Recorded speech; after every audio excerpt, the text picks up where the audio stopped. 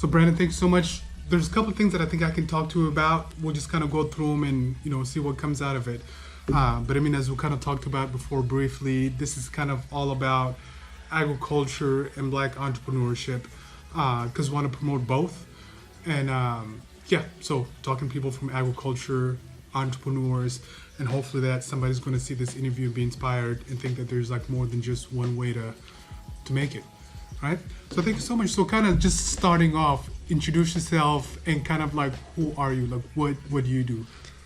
Who am I? Oof, I tell you what, isn't that $1 million question? I think, what's up? First off, Brandon. Brandon Ellis. I'm from Lexington, Tennessee, so about an hour and a half east of Memphis, where we are today. Came from a very small town, like 7,000 or so folks, 8,000 on a good day, who knows? So again, depending, but nevertheless, didn't really have a good idea what I really wanted to do, and of course, parents in the medical field somewhat loosely. My mom was a teacher. I mean, literally, like I think I might have told you beforehand, but when I was in elementary school, she was an elementary school teacher. When I was in middle school, she was a middle school teacher. And then when I went to high school, I became a high school teacher as well. And, I like to laugh and say if she thought ahead, she might have even, went and got her master's, so she could have went and taught in college and followed me there too. So, thankfully and unthankfully, because, I think I got, in looking back,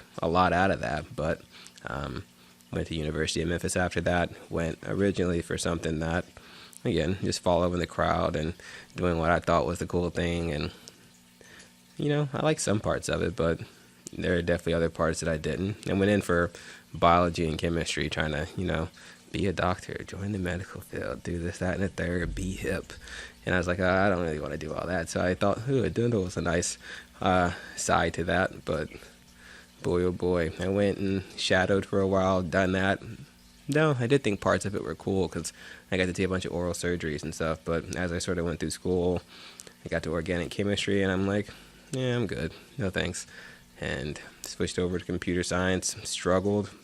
Thought like, oh gosh, why did I do this? Like, this is not even any better than what I originally came from. And, just sort of toughed it out, met a good group of folks, and, one step led to another, and lo and behold, we are here. And that's a whole nother hour-long talk as well. So if you want different, particular parts of that, more than willing to talk about it. But it really was just a bunch of jumping around, trying to figure out where I fit best, trying a lot of things, and woke up one day and realized that all those skills sort of overlapped with each other, and like, oh, okay, I guess agriculture is a thing that I would have never imagined doing. But when I look back at the chemistry and the computer science and the biology and all this kind of stuff and the teaching and all this kind of things, you're like, wow, okay, it sort of does make sense. But I definitely would not have said any of that made sense in the the making of things, the living of those things. It was just like a bunch of chaos is what it felt like. But I still sort of felt like I was moving towards this thing that I was building, but I definitely would not have imagined it being anything agriculture related, to say the least. So, very all over the place, I know, but that's sort of how it ended up being. It's just a bunch of all over the place it ended up being, and, some semblance of whatever SpatialGrow is today came from all that. So, yeah, So I'm gonna get into like how I guess first when I met you, but I just want to note that like Brandon's really smart, okay? Because this guy just he just said he wanted to go to medical school because that was cool. Because see, I was the kind of student that I'm like, man, that just sounds like a lot of work. No, it's funny. So I think it was like last year when you came in here and you did a demonstration with the VR, right? Mm-hmm. Like SpatialGrow. So I think that's kind of how I first met you, and that's what I first knew about you. Mm-hmm. So you thought you were gonna go to medical school. There's like, well, that maybe is not the case. How did you start SpatialGrow? Well, I started SpatialGrow. Well, I guess those are really two different questions. The whole medical school thing is I realized didn't want to do medical school. I figured I could do dental. Didn't want to do dental school either. Realized I absolutely hate having to memorize things.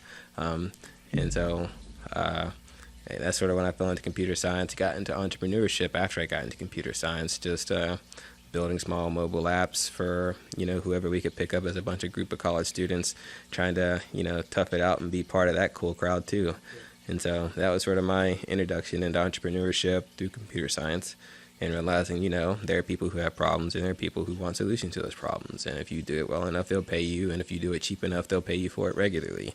And so that's sort of how I got into that. And so after I graduated, I was still working my full-time job, but wanted to get into entrepreneurship. So I'd done a pitch competition, off the rip, just something to do, fun to do. And through that, got accepted into a accelerator.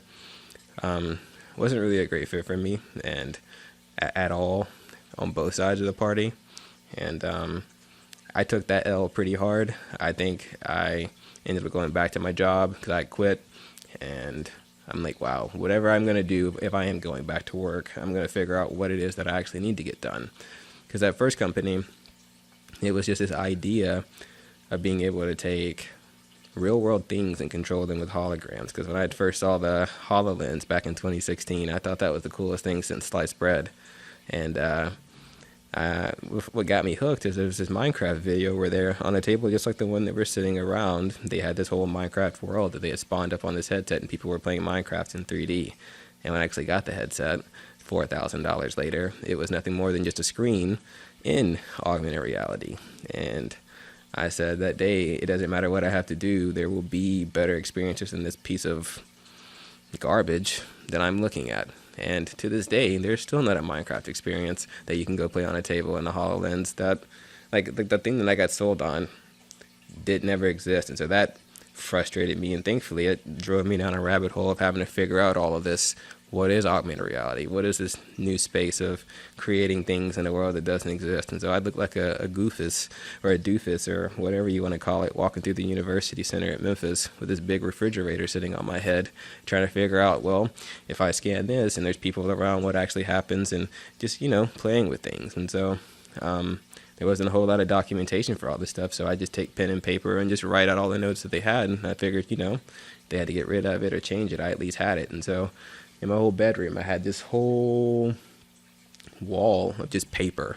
Never needed all of it, but the fact that I had to write it down and I had the reference there when I needed it, I could literally just go walk up to my wall and just touch a thing that I needed and just say, oh, this is what I need. It's like, sure, there's documentation now where I can just control F and find what I need, right? But like, it was so limited and narrow that if you didn't know it, you just, oh darn, you better hope Jimmy, who's in the middle of Atlanta, or I don't know, Sam, who's in the middle of Oregon, had done enough stuff on their research that they could go and share the information. And so, long story short with that, just a lot of figuring things out.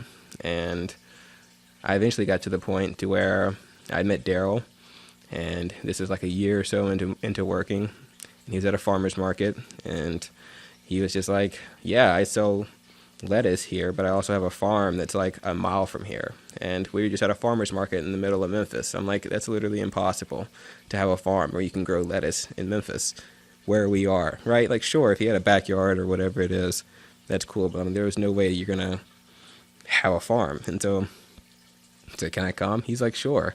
And I came that next week and loved it, asked a lot of questions.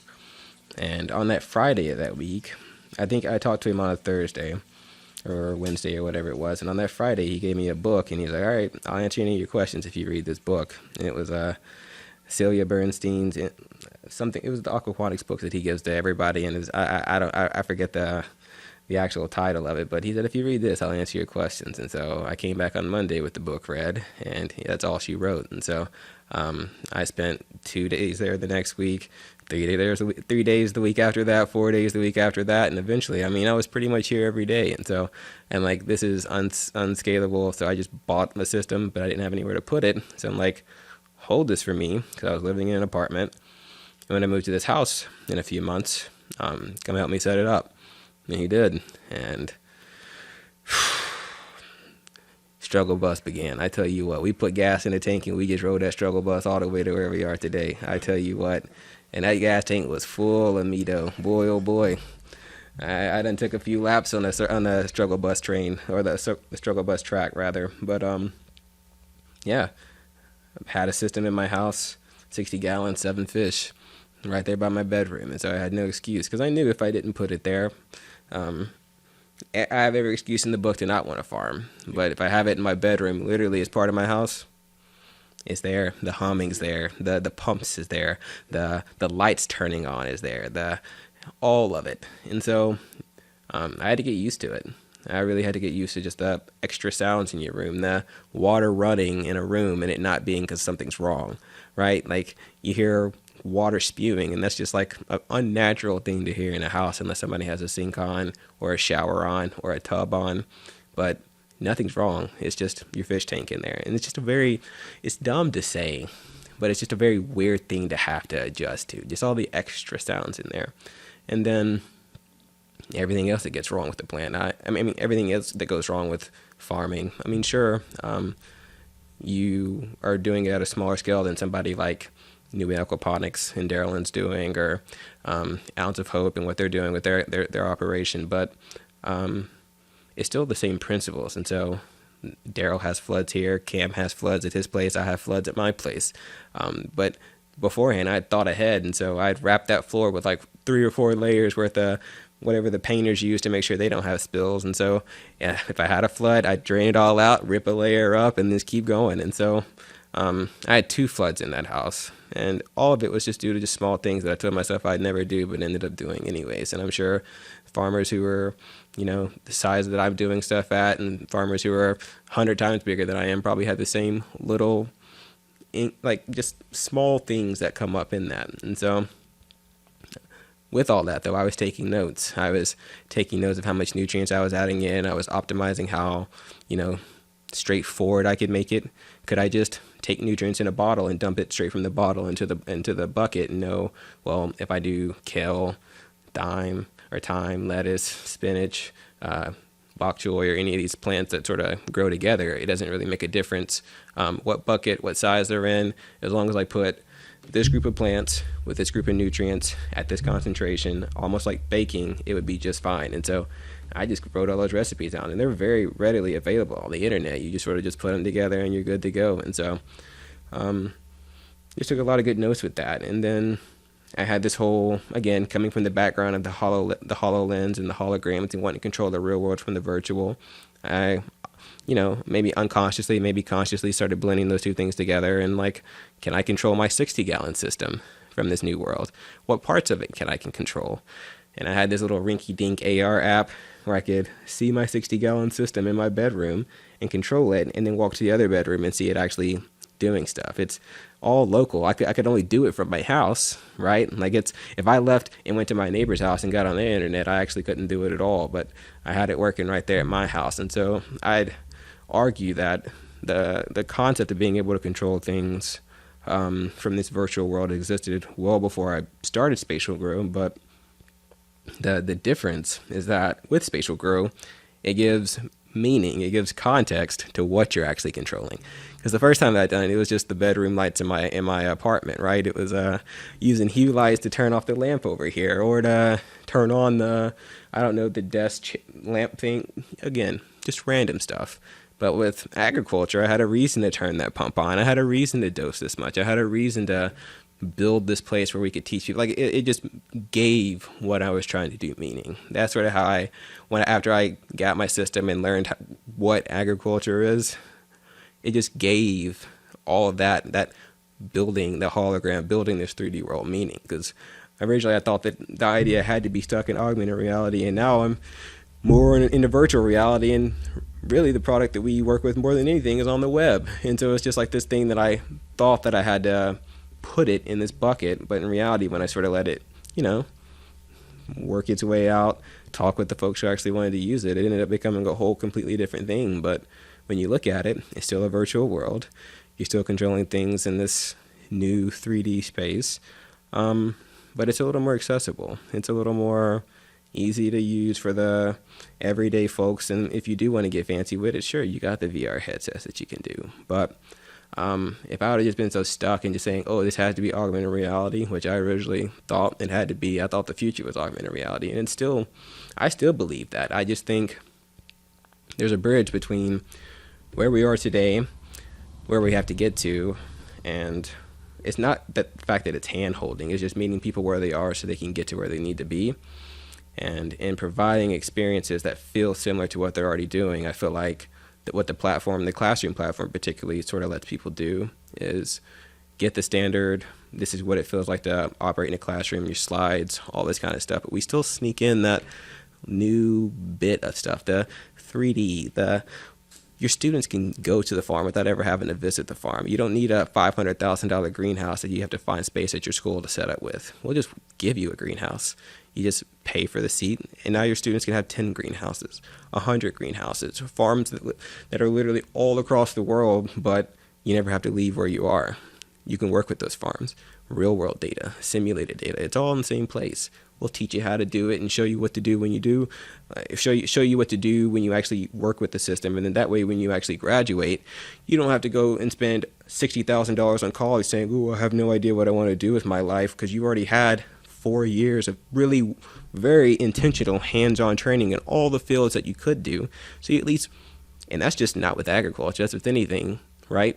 It's great with agriculture because it hits all those STEM fields, but like that concept can literally get scaled to anything, right? It's like there's no reason why we're graduating folks and they have no idea what they're doing, and we're pushing them into hundreds of thousands of dollars in debt sometimes, when we could literally just show people what the real world is and what we do in our jobs, such that they can make these decisions, at least generally, right? We don't have to map the whole world, but the basic stuff. How do we feed ourselves? How do we build things to sustain ourselves? How do we, again, I'm not going to go into each one of these, but there's so many ways that you could chop that up, right? STEM is just a small section. You can even, dim that down a little bit as well and say like plant sciences, life sciences, health sciences. Like, I think I doubled down and saying plant and health science. Anyways, again, I'm getting tripped up on my own words, but that's not really the important part. The important part of what I'm saying is there's a lot of opportunity to be able to just give people these hands-on experiences with the power of the internet without having to do anything more than what they already have access to, right? They can go to Google, they can go to a platform like SpatialGrow and learn how to do what they should be doing or could be doing or want to be doing even better, right? So. And that can really change the way we educate students, because I'm one of those people, in high school and even most of college, I made terrible grades. And it's not because I didn't know what I wanted to do. I knew what I wanted to do, but it's just the way the education system is structured is not for people like me. I think in a lot of ways, for people like yourself, you just know what you want to do, you just want to do it. You don't want to waste your time doing a lot of things. Which I've noticed that about you. You're the kind of person that you're straight to the point. Is this going to work? Yes, no. If not, let's figure out how to get it to work. If not, let's just move on to something else, which I admire that. So, besides the content, right, the tools that you're using to educate and reach out to students, is the overall education system, the educators, the decision makers, is that something that they're kind of open to? Is it a whole part of your work is to kind of make the case for why this is important? Is that challenging? What's that like? I'll give you an analogy just to answer your question, just to be indirect, and hopefully it makes some direct sense and I can clarify on it. If a city official wants to push a new bill, they're going to have a split decision on something. Let's just make a dumb reference and say they want to add a third road on a very, well, for our context, popular, but for anybody listening or listening later, right? Just their city wants to add another road to their main road. Again, stupid example, but just for the sake of it. I can almost imagine that at least 20 or 30% of the people in that town are going to oppose it, whether they are educated on the issue or not, or why they even need the third road. They might be expanding businesses. They might be any good reasons. But all to say, right, there's always going to be a small group of people who are always going to oppose things, and there's going to always be a small group of people who are always for things, and then you have the huge median of people who are just okay with what happens, and they just almost do what's pro quo or what the cool thing is. That translates almost exactly to schools. In the same way that a city would try to implement things citywide, it has to get voted on, but just at a smaller scale. So when we go into schools, we have this small group of people who are like, wow, we love this third road. We understand why it's needed. We understand the business development that it can bring. We can understand how it can benefit our students. We have the small group of people who are saying, I've been teaching for 30 years. There's no way that you're absolutely going to get me to go try this new stuff. And then you have the middle group that says, I understand that things around me are changing. I don't really know how I fit into all that. But if this is a solution, cool, show me and we'll try it out. But I'm not particularly just eager to try it out. You with me? And so a lot of it is just in recognizing that, going to the directors, the principals, this, that, and the third, because they're really the eager ones more than anybody, because they are based on how well the students do, based on their grades, based on their happiness. And so they're always looking for the next and best thing. And a lot of it is just, do they have the money to actually do this good stuff? Do they have the money to go and spend $50,000 on a greenhouse so their students can get an adequate indoor agriculture education or controlled environment agriculture education?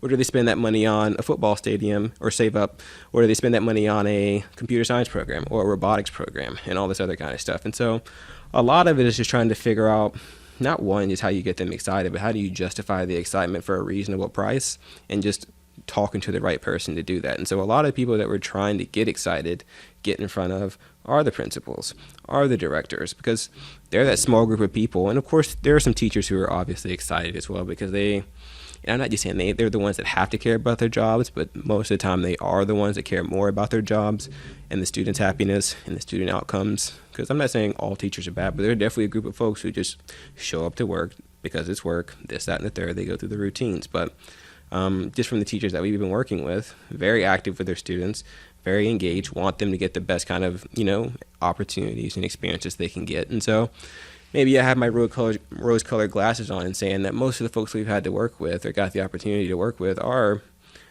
mostly excited to do new things in the field, right? And it's not just STEM that agriculture that we're trying to focus on. We sort of just, and originally we were, but we sort of realized in all these conversations that the umbrella of STEM in general is what people are looking for.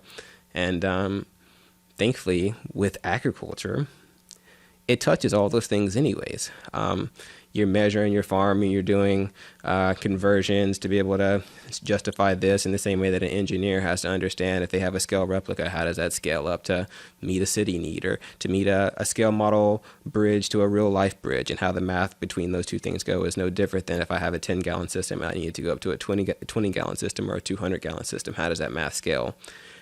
That's the benefit of agriculture. The benefit of agriculture with biology is that I have to understand the fish biology and the water chemistry and all this other kind of stuff to get my plants to grow, in the same way that a chemist has to understand how a cell reacts when it's exposed to a certain kind of chemical, and this, that, and the third. And so the benefit of agriculture, why I start in agriculture, because agriculture hits every pillar of STEM so efficiently that almost no other topic can so clearly in buckets hit the way that agriculture can hit it. And so it's interesting that we sell agriculture, but we do so much more because people want to see more than just agriculture, even though those principles exist all within it. I could teach every pillar of STEM only teaching ag tech, but because it doesn't fit into the box that everybody's used to, I have to break it up and say it's not a farm controller. It is a Python. It's a Python script that does this thing, and then break it down into that. And so I don't just have a spatial hub that I just sell or set up. It's introduction to Python, introduction to robotics, introduction to like water chemistry, all these individual things that the hub itself is doing, right? But you can't sell the hub itself and just leave it be. You have to break it up into each individual things, where when you take a step back and look at it, it doesn't even look like agriculture anymore.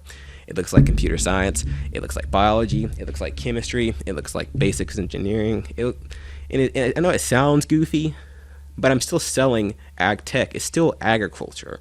It just has the, I don't know if you've ever seen BoJack Horseman, but Vincent Adultman is the little guy. He's the kids. He's the adult stacked up in 3 kids. And you might have seen the memes or whatever it is, but it's almost like I have to Vincent Adultman, for the few folks who might actually end up getting the reference, right? But it's almost like I have to Vincent Adultman agriculture to get people to believe that it's more than just what it is. It's not just the cowboy boots and the dirt. It's all of it, right? So, that was very long-winded, I know, but no, I'm so thankful that you said that, because at the heart of what we're trying to do is just exactly that, to show that agriculture, one of the oldest industries in the U.S., impacts all of us in ways that we don't even think about. And the hopes is that by having people from different backgrounds, different industries and stuff like that, we can kind of draw the connection like, hey, yeah, this is agriculture, or agriculture is linked to this. So I'm very thankful that you've made that connection. And that's the kind of work that needs to be done. And I'm just kind of hoping that like this will serve as a platform to kind of like highlight the work that you're doing. I guess in all of that, are there like certain challenges that have kind of been there that you're still having to deal with as you're building? In the capacity of building the company, in the capacity of building the experiences, in the capacity of teaching the students, like, or in all of it, I can just talk about, you have like a particular thing that you're interested in hearing about, or are you just talking about generally speaking? Just generally speaking.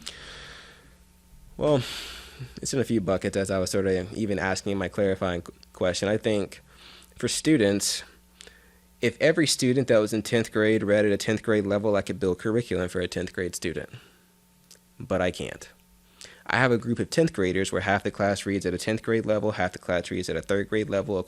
Well, obviously that's all of my 100%. So let me take my percentages off the table and just say a part of my class, you know what I'm saying, will be reading at a 2nd grade level in 10th grade. A part of my class will be reading at a 4th grade. A part of them might be reading at grade level, and then very few of them, depending on the type of school, but I'm speaking generally, more so than particularly of the privates and the charters and all this kind of stuff. Generally speaking, that skew is that most of them are not to grade level. Most of the students are not to grade level. So I cannot build a high school curriculum and expect high schoolers to understand the curriculum because some of them can't even read. I have high schoolers, and you might even be aware of some of them, basic things. How do you spell the word? They were asking just out of context, defend, D-E-F-E-N-D.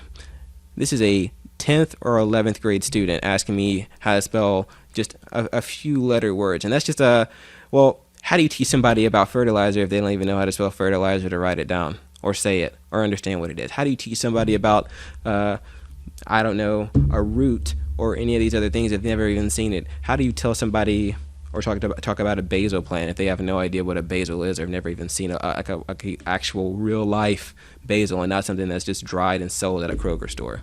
Sorry, if they're fortunate enough to have a Kroger store and not just a dollar store, right? It's like small little barriers that you wouldn't expect. It's like, well, of course, just teach them. They can't even read the information that they're getting. Don't even understand it. It could be the most basic text, but they just literally can't even take the words to read. And it's interesting too, because some of the students can read the stuff but not understand it.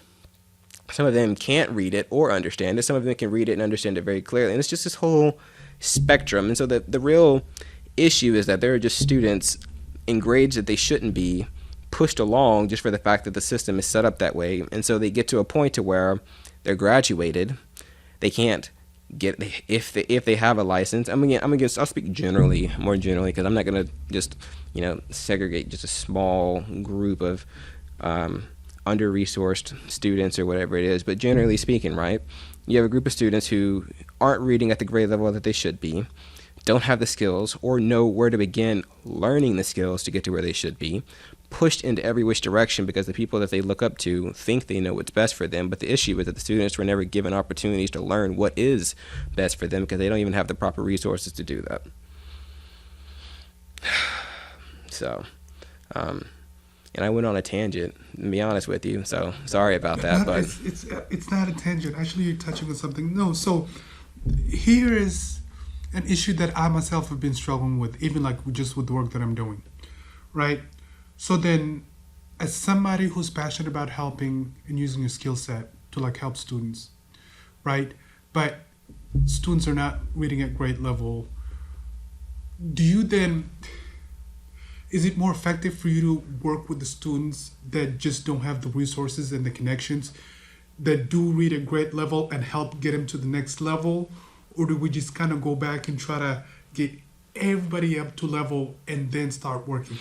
Because I'm thinking like, if you do that, then it's not fair to the students that do read at grade level that are putting in the work, but just don't have the resources, don't have the connections, right? But then... One, we'll never have enough teachers in the classroom to get that kind of education that you need, period. But I think there is a solution, and it's not very straightforward.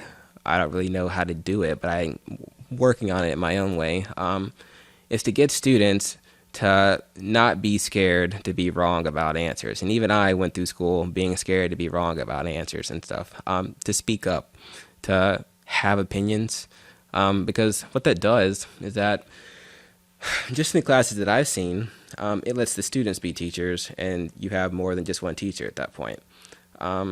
Because of course, not every student is going to be open to helping their peers and all that kind of stuff. And I'm not expecting all the students to, ooh, yes, I'm going to be a mentor for Sally Joe at the back of the class, this, that, and the third. But the students who are more open to being wrong are much more open to asking questions to the people sitting beside them, who, when they do understand a subject, remember the person that helped them and are also more open to helping the next person that comes that want to ask a question to them.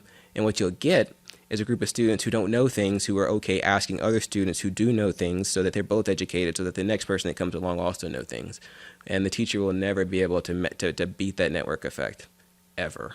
But if we teach students it's okay to be wrong, and it's okay to ask questions, and it's okay to help people, you do that, you fix so much of the education system, because we're just trying to throw more teachers at the problems. We're trying to throw more resources at the problem, but the problem is not all those external things. It's just the fact that the students have to rely on all the other students and, be a network of people who are trying to learn things together. That's the benefit you get in college, is that you're more like inclined to work with your peers, because you're working on group projects. You're working on really tough stuff. You sit in the library together. You have multiple classes together where you're working on similar stuff. And so you build this rapport, you build these groups, you build these organizations, you build these nonprofits, you build these community groups within your schools or whatever it is, because you're all working together in some capacity. Elementary schools, they have football, they have soccer, they might have a math club, but never to the capacity of you just have a bunch of students coming together to make sure that everybody's learning what they should and working together. And it's a pie in the sky kind of idea, but really what it gets down to is that the students can rely on each other to learn things from what they can't get from the teacher, and the teacher's there to provide general information, but also supplement and make sure that the students who do want to learn things are learning them. And then for the bad students, I don't know, get them engaged, but it's so hard to get people engaged because there's so many problems outside of school that you have no control over. I had one of the best students in the world. She's like a fourth grader, active, engaged, all this kind of stuff, but she came in one day and just said I didn't have lunch and no energy, didn't want to participate, had her head down. Again, one of my best students, so I didn't think nothing of it. But there are tons of students who go hungry, go all this kind of stuff, and I can't blame them for not wanting to keep their head up and listen to my whatever I'm talking about of the day, because they didn't even have breakfast or lunch.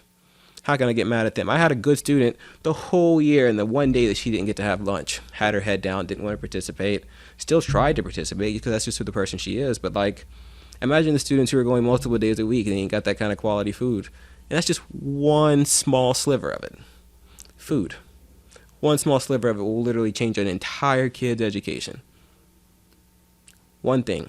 That doesn't include the parents, doesn't include the other support systems, doesn't include one thing. So, go ahead. No, did you have another thought? No. So, has the education system almost kind of become like a pay-to-play? Because I feel like that approach of like engaging students, getting students to like ask them questions and stuff like that. I think that it's like more common at like high-performing school, which tend to be like private schools, like really expensive private schools, where students are encouraged to do that. Whereas like you just don't see that much in like public schools. Yeah. So I guess it's money. It's money, but it's community as well. When I go home and I'm surrounded by people who care about getting their homework done because their parents want to make sure that they have a good education, and they're not staying out past 9 o'clock or 10 o'clock because they have to get up in the morning, and their parents care about that, are actually involved. Nothing to do with money, but it does at the same time, because those parents are probably making a little bit more money, and they worked really hard for that money. So they need to make sure that their kids are getting the proper education, because they worked real hard to send Jimmy to private school, or whoever it is to private school. And so it's money, but it's also the community. But the money you make changes the community that you can live in. So it's a catch-22, because all of it is just about probably like 20% of it is what actually goes on at school, and probably 80% of it is like what goes on at home, because most students have no idea what they learned that day, and they look at their notes and they say, oh, I might remember 5% of this. But they go home, they'll play their little games, they'll do their homework, and just like with all repetition over time, right? Something clicks sometimes, but hopefully most of the time, right? And so a lot of it is just out of our control. And I say our is just like the people who are trying to make education better. I mean, there's a lot of things that need to get better for education to get better. And we could have the best curriculum. We could have the best teachers. We could have the best everything in the world. But if people come to school hungry, they ain't going to learn anything. And I have no expectations for them to, even though I want them to. So then what keeps you going? It's nice to think. It's nice to imagine. It's nice to hope that it could. Yeah. And thankfully, I run into plenty smart people who are also trying to change things in their own right. But I'd like to believe there are a lot of people on this earth. And if I can just solve some of these problems, other people will have the same mentality and also solve some of these problems. And hopefully we're not all stepping on each other's toes and solving different problems, even though some of us definitely are stepping on each other's toes. But, it's part of it. I think the biggest thing, though, is that I just believe that there is plenty of people working on good things or want to work on good things. I see people quit their jobs just not wanting to work on this monotonous, and even this monotonous, just not going anywhere. They want impact, even if they don't themselves understand what impact is. They understand what impact isn't, and so that's pretty good too. It's not the whole coin, but they at least understand that a coin is there, and that's nice. And so, and at least for me with SpatialGrow, right? It's like we definitely aren't a big company, but at least the people who get to work with us feel like they have some kind of impact in what they're doing. And even if I get tired, it's like I've got to build something that other people feel like they have impact in the world. And they wake up every day, or some days. I'm not going to sit there and sound like it's like oh, wow, we've changed the world. But at least some days of the week, if not the month, they wake up and say, the work that I've done actually makes an impact. And if I keep doing that, more people will get to say that, and more people will get to get impacted. And so what keeps me going?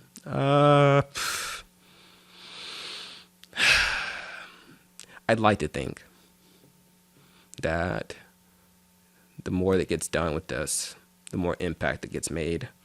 And maybe the next generation of folks can figure out things that we couldn't even see need to get figured out. Yeah. What was the milieu like at the schools that you attended as a kid? Huh? Like just the environment of the schools that you attended as a kid? I mean, I was definitely a freckle on a white face, I tell you that much. So I stuck out like a sore thumb, whatever you want to call it. They were okay. I mean, I wouldn't say anything stand out. I definitely remember a few of the classes that I thought that were super cool, but we had so very few of them that they probably stuck in my memory for that good reason. We had a class where we got to work with little solar panels and got to race boats on solar-powered boats, and I thought that was just the coolest thing since sliced bread, and I wish there was more of that. And so SpatialGrow probably took a hint of being able to take the idea that you could do cool stuff in school and it still be applicable. And so, and we had built like a whole replicable model of our whole town in another one of our classes. We had hints of teachers who really cared and went out of their way to make it super cool for us. But most of it was just school. You feel me? But there were a few teachers who I can very distinctively remember the experiences of that class, like what we were doing, what came of that. And that was super impactful, and that was a decade and some change ago, right? But some of those parts I can remember like it was yesterday, and how I was feeling about it and how accomplished I had felt as somebody so young, and didn't really feel the impact of that until I literally right now sit back and just think on it, right? And so, but most of it was just school. It was just, your day-to-day stuff, what you'd probably get in Memphis as you would in Lexington. You go to class, you have the teacher that reads off the slides, they do their thing, and you go home and do your homework, So nothing special, all to say. There were glimmers of it being special, but overall it was just school. And so would you say that you're innately driven, or is that like a learned skill? I've always been the weirdo, so yeah, I think it's just part of it. Yeah. So then I guess what I know there's a lot that you're working on And I mean, I don't know how much of that like you're able to speak about or Sure. what. Yeah. So just kind of, there's an ecosystem in Memphis, still small, not talked about much, not heard of. We're hoping to change that. Um, do you mind kind of just talking about like some of the relationships that you've developed, just other people that are doing different things in the city of Memphis, and just like that collaboration, and maybe what things would look like 10 years in Memphis. Sure.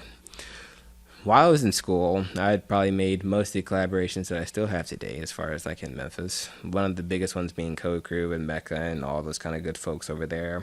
When I moved over to computer science, I had started volunteering. I was volunteering beforehand, but I started volunteering in the computer science space, just to get my feet wet, get engaged and all that kind of stuff. And Code Crew had just started up, I guess, a year or two prior to that. And doing a lot of different events and all that kind of good stuff, and eventually ended up meeting Mecca, who him and a few other folks started. And, I was a fly on the wall for the longest time, just another guy in the program doing the thing, right? And graduated. And when I went to go work, they wanted to take the program to where I was working at, and so I led that program there. And it's funny enough, Mecca actually ended up getting me my first job at the place that I ended up bringing the program to. And so it's sort of cool that I got to take it, something that I was working on in school, which when I started teaching game development with Code Crew, I didn't even know game development myself. I would go and learn all the stuff a few days beforehand and then go teach it to a bunch of students, like literally a few days later. And so that was like, just to give you the type of stuff that I was like trying to figure out and navigate, right? The chaos amongst all of it was literally just like, I had to teach a class and I still have to figure out what it is that I have to teach. And so that was a whole thing. But, even to this day, still worked with Code Crew for a few years there. We had put on classes from anywhere from machine learning to augmented reality to, voice commands, the 3D worlds, the whole thing. We had actually released a whole app based on the collaboration that we had done with Code Crew. And so that was super cool. And then, even to this day, when Mecca has cool things or different people from the organization have cool things that they have going on, I mean, they still reach out to us and do those kind of partnerships. And hopefully, they're doing a lot of work now with Tennessee and the legislation to push computer science, and I hope to still keep partnering with them at SpatialGrow. And so I think, and there's obviously other relationships like that as well, but that's definitely been the biggest one of them all. It's just, and they're in the education space with computer science and also trying to, make it more equitable, make it more like of an opportunity for folks. And so they've definitely been like the biggest like relationship that I've like individually and like professionally have had. And even to this day, I still go and judge and go to hackathons and support however I can, because I mean, they've literally put me on as much as anybody can possibly be put on by another organization. So can't not help out. And then BDPA, which is Black Data Processing Associates, which didn't have a Memphis chapter when I got here, but a friend of mine, I actually ended up getting it like restarted up. And really what it was just a bunch of black folks in computer science that really had no group to be before that. And they had NESB, but that was more engineering. But computer science particularly, man, it was just a wild west. And so we got that started up, and that's most of the folks ended up starting that mobile application company I was telling you earlier about. And really, it was just a community of folks for folks to lean on, do homework together with, hang out with. And to this day, we still are in touch and hang out and doing our own things. And it was super cool because as we were doing that, we had a Memphis chapter, and at one point in time, everybody on the board had internships and jobs lined up and all this kind of good stuff, right? And we were really just trying to make sure that the things that we got, everybody else in the organization got.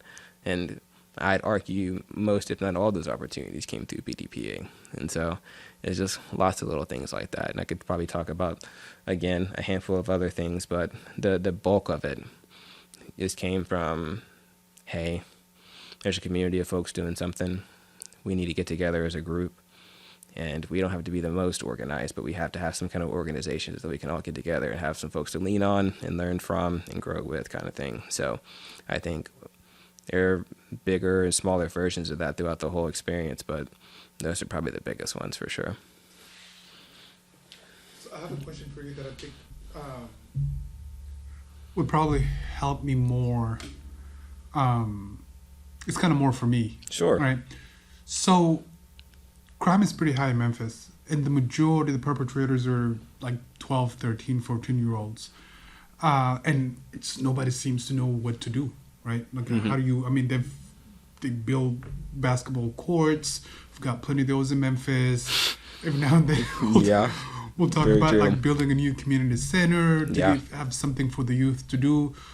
I don't know that's working because, you know, I think we're going for another record year this year with crime. And it probably hit it. Yep. Yeah.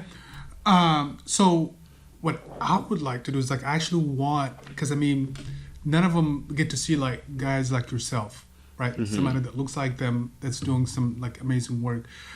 How can they be reached, right?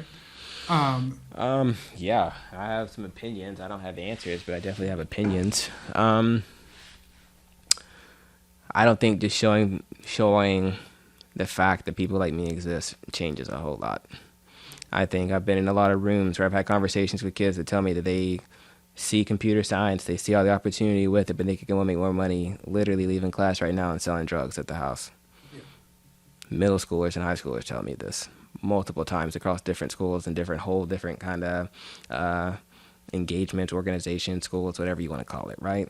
How do you reach them? They're already there. Most of them show up to school at least once or twice a year, so they're not invisible. Obviously, there are some that slip through the cracks and don't come to school at all, which you don't reach them. There are some people that will fall through the cracks and fall so deep into the cracks that we will lose them, and that's just sad, but it is what it is. But there are plenty of them that can get caught, and a lot of it is just, one, comes back to the community. If you have a bright student in a bad environment, they will never get to reach the full potential that they could. They will be a statistic. They'll have a movie made about them.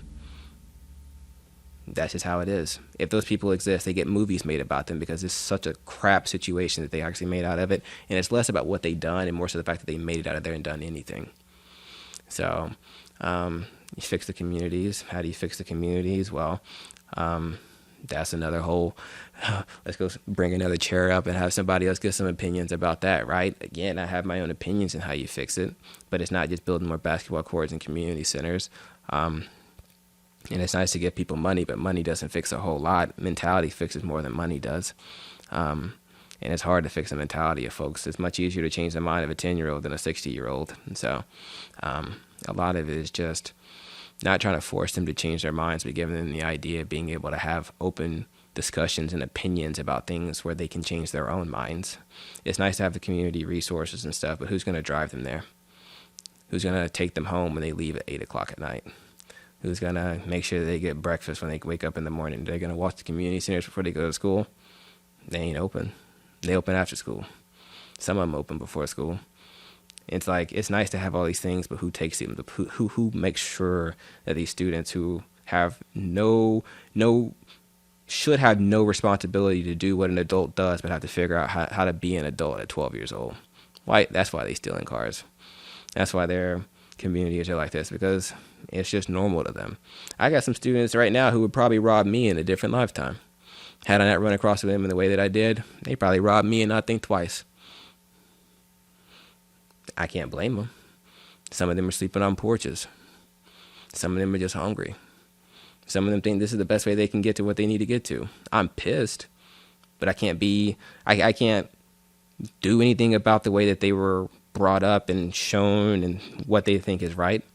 I mean, some of them think it's cool to just throw trash out of their car because, I mean, it can end up in the garbage, but why throw it in the garbage when I'm not going to see it next time anyways, right? It's small stuff, but that scales up so big where it's like, that's a nice car.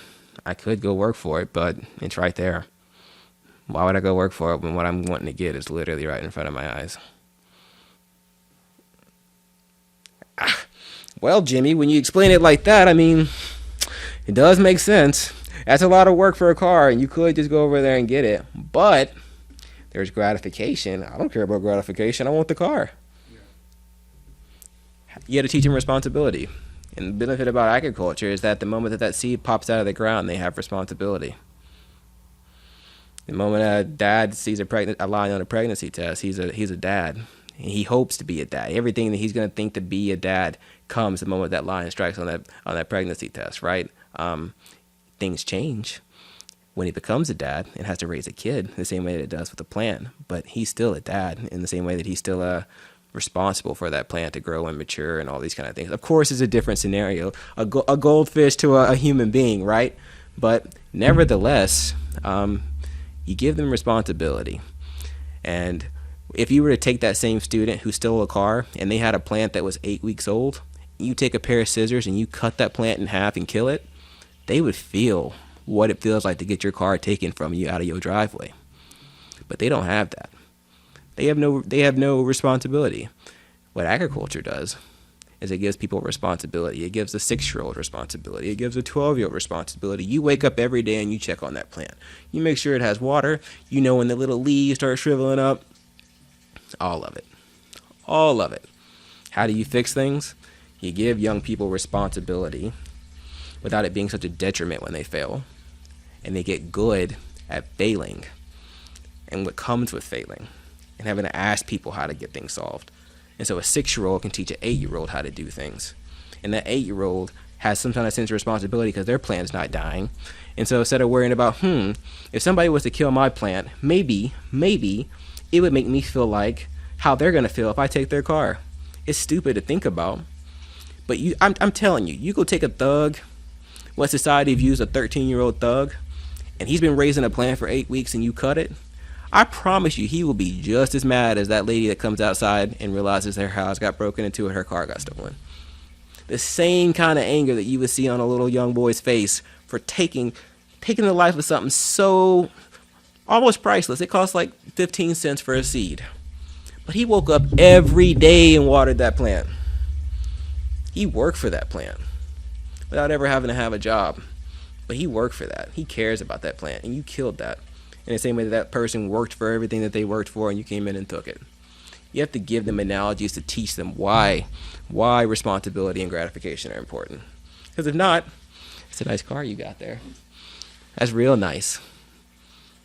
I didn't have to grow my plant. You gave it to me. I don't care if you cut this plant. What's it mean to me? I didn't water it. I didn't take care of it. Why do I care? But you give that same student a plant and you cut it and I promise you, he's going to be just as mad as that lady that came out and had that car stolen. It's dumb. I know. It sounds funny. I've seen students who just do not care at all, care more about a plant than they do my class. They'll not listen to anything I teach them about how to keep it alive as long as their plant's still alive in some way, shape, or form.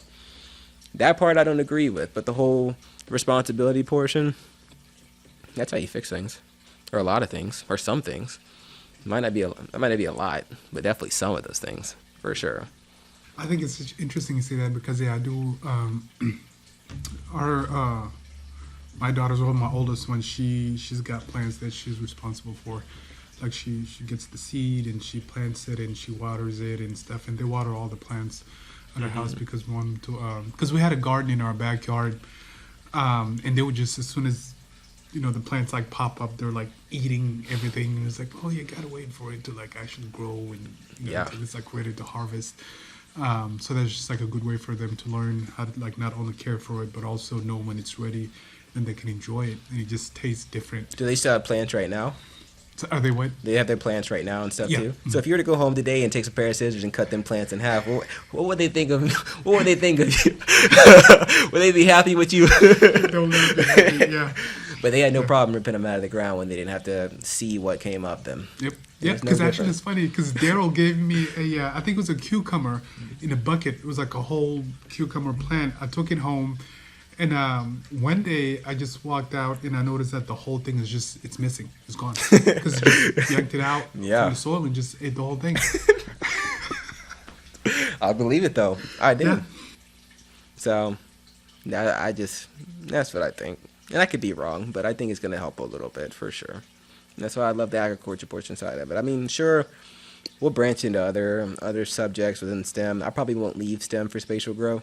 Like, I'll probably focus on just the core bits of it, but I love agriculture for that reason. I think it is a leveling of the playing field, especially in this new virtual sense where we can just, in the classroom, literally, I don't need nothing else. I don't need no greenhouse. I don't need to be outdoors.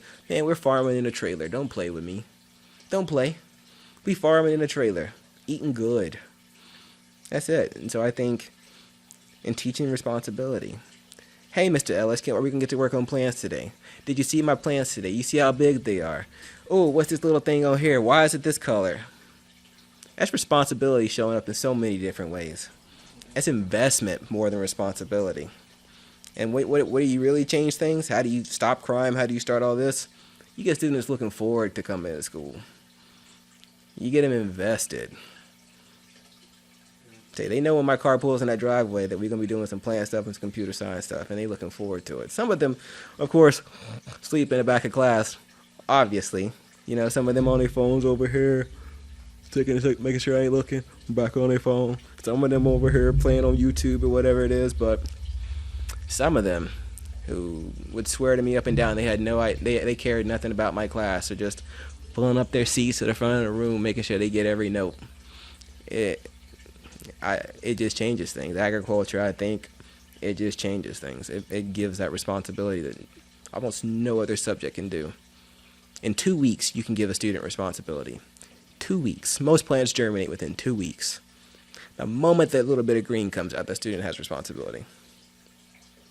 2 weeks. There is no subject on earth that I can find that does that. And it's crazy how kids just like take ownership of plants. It's theirs. Yeah. They give them names.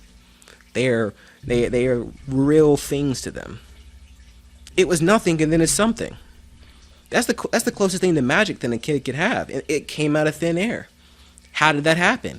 Well, there's this thing called roots and stems, and then you teach.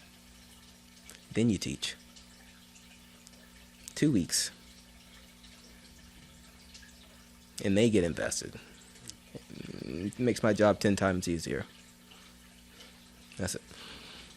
To like respect your time, because you know there's whole conversation. I think Daryl and I, when we talked, we kind of touched on it a little bit, just like with the food deserts and stuff like that, kids not having access, and just even the quality of food that they're eating, based on like where they're raised, like the neighborhood that they live in. And I just, in hopes by having people, guests in this podcast, just kind of talking about like, just taking care of one chicken, planting in the backyard, or even like planting indoors. Not everybody's going to take it. Not everybody's going to like listen. But I think if we can just get a handful of people across this country, 300 and something million people, and hopefully I think that's how you start a revolution, right? Yeah. Just very gradual, slow process. May not see the result in our lifetime, but you know, maybe 200 years from now, a whole lot more people are kind of going back to what we used to do, which is everybody grew their own food within their community, then we traded and bartered and stuff like that. Mm-hmm. Yeah. I think, I agree. I think it'll happen much sooner than 200 years. Okay. Much sooner than 200 years. You're more optimistic than me, but... Well, half of it feels like it has to be a necessity, but the other half of it just feels like... once the students get invested, the parents will spend money, and they'll get invested. And the parents will talk about what they're doing, and they'll get other parents invested. And they'll, if not through school, the parents will get themselves invested. What's your kid doing? Well, they're doing this hydroponic stuff. Oh, what's that? Oh, well, that's cool. I read about that on YouTube. What does that do? Well, go ask little Timmy over there. He actually knows more than I do. Oh, wow, that's pretty cool. And they go do some research. And then they'd say, oh, wow, this is pretty cool. Can my school do this? And they go talk to their principal. Hey, at my school, my son talked to this kid who was doing this at their school. Can we do this at our school? Well, maybe we have this teacher that could do this. And then, boom. We'll just teach it through schools. We don't have to wait 200 years. We don't have to wait for the parents to hop on board. We'll just go to the students and say, they get Christmas every year. They get birthdays every year. They do all this kind of stuff. And when you get the kids invested, I promise you, parents do things that you would never imagine just because their kids do it.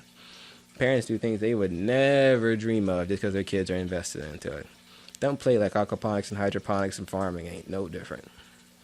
They're gonna buy the hydroponic towers and the raised beds and all this other kind of stuff, because Sally wants to grow tomatoes, and they're gonna make sure they get that bed or that indoor thing so that Sally can grow her tomatoes. The kids will get everybody invested. I'm not worried about the parents, not even a little bit. They'll come. Is there anything else that you wanted to touch on? No, I don't think so. I think we covered quite a bit of stuff, and I think I gave a pretty good example of just like things aren't going to change like ridiculously fast, but But not 200 years. But not 200 years either.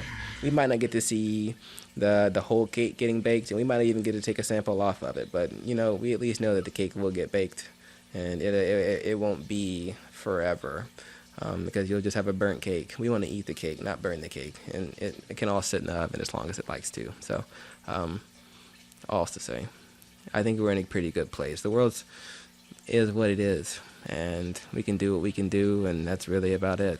So, yeah, Right. That's about all I got. Yeah, thank you so much. Really appreciate your time. For sure. Maybe down the line, I guess as things progress, we can come back and talk about how things We can link up changed again, and- for sure. Yeah, appreciate you so much. For sure, thank you. All right.